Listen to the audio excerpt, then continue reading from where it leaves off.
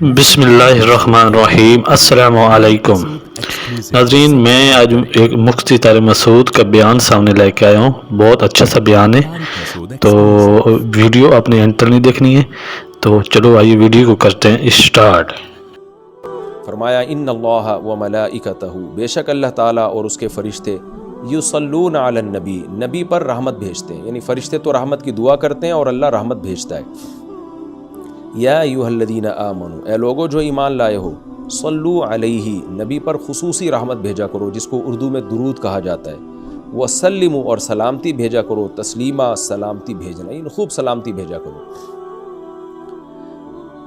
تو یہ آیت جب اس آیت کی وجہ سے علماء نے یہ مسئلہ فقہاء نے بیان کیا ہے کہ زندگی بھر میں ایک مرتبہ درود بھیجنا ہر مسلمان پہ فرض ہے، کیونکہ اللہ نے حکم دیا ہے، اور الامر بشیء لا یقتضی التکرار، جب کسی بات کا آرڈر دیا جاتا ہے نا تو وہ ایک دفعہ کرنے سے وہ آرڈر پورا ہو جاتا ہے۔ تو اللہ نے ہمیں درود کا حکم دیا، تو زندگی میں ایک دفعہ بھی اگر ہم درود پڑھ لیں گے تو یہ فرض ادا ہو جائے گا، جیسے کہ کلمہ توحید زندگی میں ایک دفعہ پڑھنا فرض ہے، باقی جتنا پڑھیں اتنا اچھا ہے۔ اور جب کسی مجلس میں نبی صلی اللہ علیہ وسلم کا ذکر کیا جائے تو ایک مرتبہ اس میں درود پڑھنا واجب ہے، فرض نہیں ہے۔ فرض اور واجب ایک اصطلاح ہے۔ فرض کا مطلب ہوتا ہے جس کی دلیل یقینی اور قطعی ہو۔ تو چونکہ قرآن نے درود پڑھنے کا حکم دیا تو وہ چونکہ یہ نہیں اللہ نے کہا کہ ہمیشہ پڑھتے رہا کرو، بلکہ پڑھو، تو ایک دفعہ پڑھنا اس قطعی یقینی دلیل کی وجہ سے فرض ہے۔ تو فرضیت ایک ایسی چیز ہوتی ہے جس کا انکار کرنے سے انسان کافر ہو جاتا ہے، کیونکہ اس کی دلیل بہت مضبوط ہوتی ہے۔ اور دوسری حدیث میں آتا ہے کہ وہ شخص بخیل ہے کہ میرے سامنے اس کا تذکرہ کیا جائے اور مجھ پر درود نہ پڑے۔ تو اس حدیث یہ چونکہ خبر واحد ہے، کیونکہ ظاہر ہے قرآن جس طرح تواتر کے ساتھ ثابت ہے، اس طرح اخبار آحاد جو خبر واحد ہوتی ہیں وہ اس طرح تواتر کے ساتھ ثابت نہیں ہوتی، تو اس میں تعویل کا بھی امکان ہوتا ہے۔ تو اس لیے فقہاء، خاص طور پر احناف جو ہیں، فقہاء حنفیہ، انہوں نے فرض اور واجب ایک ٹرم بنائی ہے شرعی مسائل کو سمجھانے کے لیے۔ تو اس لیے انہوں نے کہا کہ جب کسی مجلس میں نبی کا نام آئے نا تو اس مجلس میں ایک دفعہ کم سے کم درود پڑھنا واجب ہے۔ واجب کا درجہ تھوڑا سا فرض سے نیچے ہوتا ہے کیونکہ وہ حدیث سے ثابت ہے۔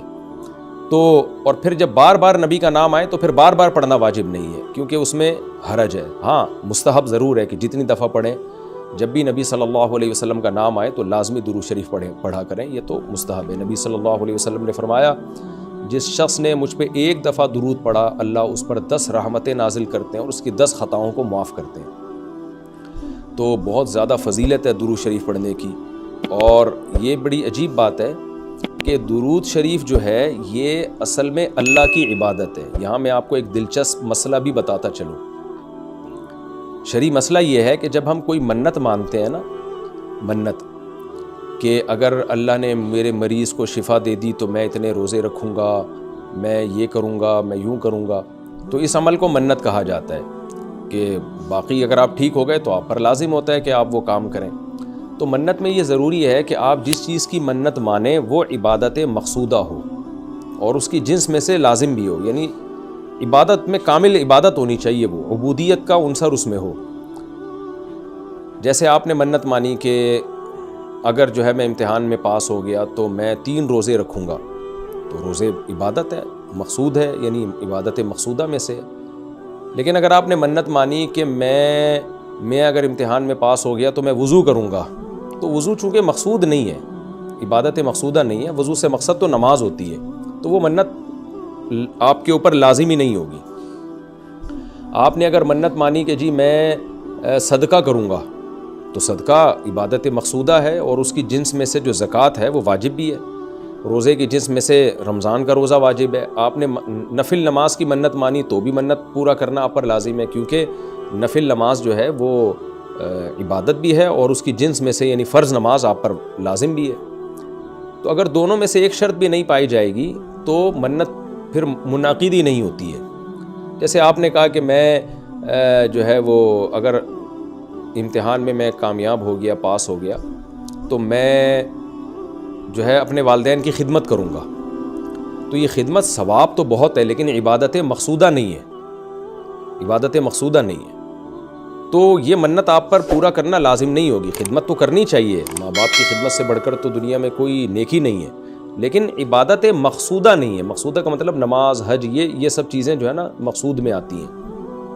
یہ کسی عارضے کی وجہ سے اللہ نے ہمیں حکم دیا ہے کہ تاکہ ماں باپ کو پریشانی نہ ہو. یہی وجہ ہے کہ اگر خدمت کے محتاج نہیں ہوتے تو پھر خدمت واجب بھی نہیں ہوتی. ان کی خدمت کے محتاج ہوتے ہیں تو واجب ہوتی ہے. لیکن نماز تو جب بھی ٹائم آئے گا آپ پر لازم ہوگی. زکوٰۃ تو سال گزرنے کے بعد جب بھی صاحب نصاب ہوں گے آپ پر لازم ہوگی، چاہے غریبوں کو ضرورت ہو یا نہ ہو، آپ پر تو زکوٰۃ واجب ہوتی رہے گی.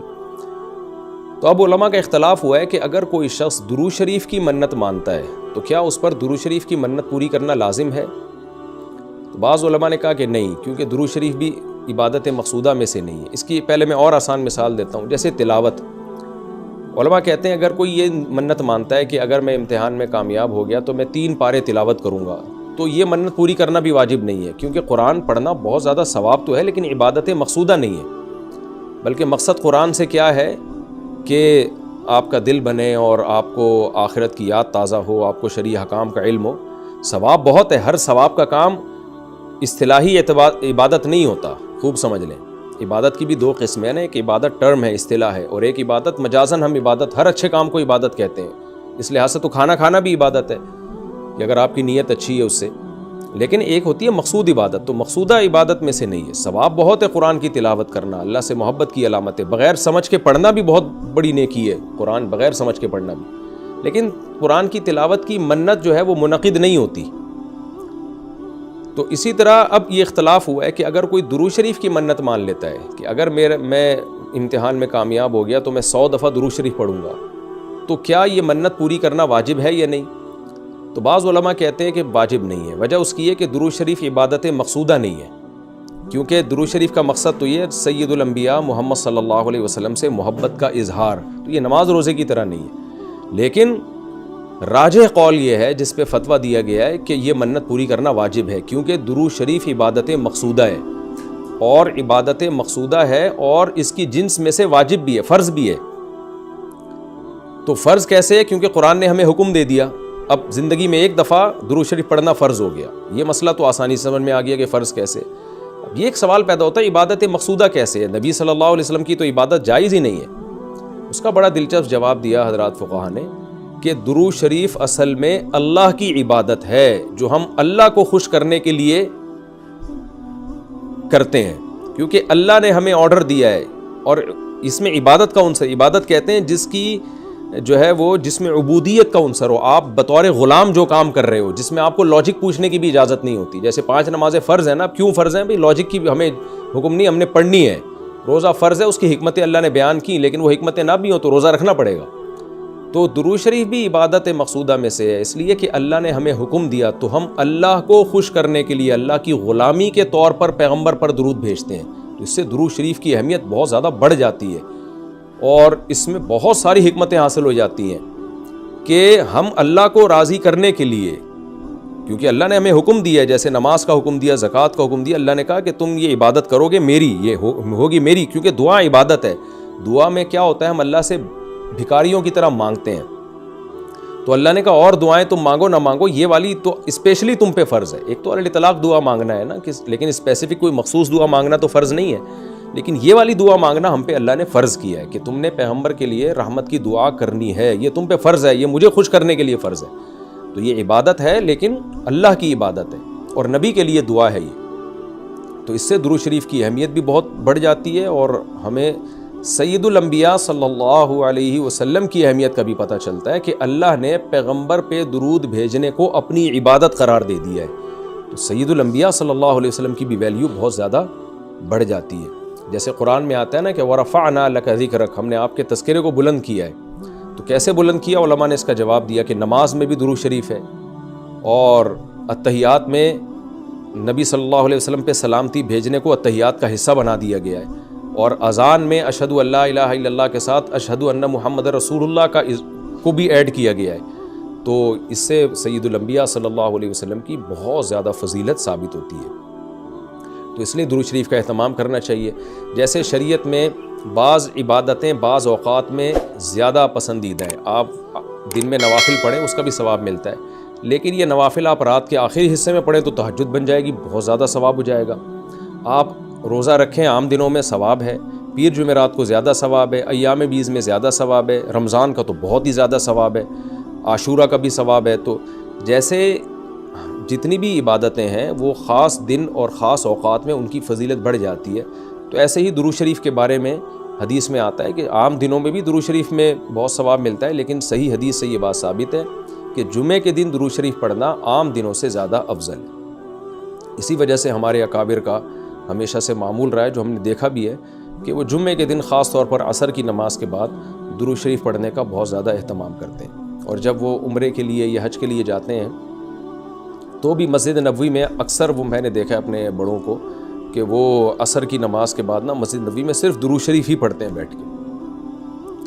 ایک تو وہ جگہ ایسی ہے کہ جہاں سید الانبیاء صلی اللہ علیہ وسلم کا روضہ اطہر ہے سامنے، اور پھر وہاں جمعے کا دن بھی ہو تو، اور پھر عصر کا وقت جو ہے وہ قبولیت کا وقت ہوتا ہے جمعے کے دن، جیسے کہ حدیث میں آتا ہے نا، جمعے کے دن ایک گھڑی ایسی ہوتی ہے جس میں دعا رد نہیں ہوتی، تو جمہور علماء اس طرف گئے ہیں کہ اس سے عصر کا ٹائم مراد ہے، اگرچہ اس میں اختلاف ہے لیکن جمہور اس طرف گئے ہیں کہ عصر کا وقت مراد ہے۔ تو جمعے کے دن عصر کے وقت درود شریف کا اہتمام کرنا چاہیے، اور ویسے بھی اگر آپ کو عصر کے وقت ٹائم نہیں ملتا تو جمعے کی نماز کے لیے آپ وقت سے بہت پہلے آ جائیں، نہا دھو کے تیار ہو کے اگلی صف میں بیٹھیں، اور خطیب صاحب کا بیان شروع ہونے سے پہلے آپ تحیۃ المسجد پڑھنے کے بعد درود شریف کی کثرت کیا کریں، تو اس کے بہت زیادہ فضیلت ہے اور ہمیں اللہ نے حکم دیا ہے۔ اور علماء نے بیان کیا کہ درود شریف کو جو اللہ نے ہم پہ لازم کیا نا، اس میں ایک حکمت یہ بھی ہے کہ سید الانبیاء صلی اللہ علیہ وسلم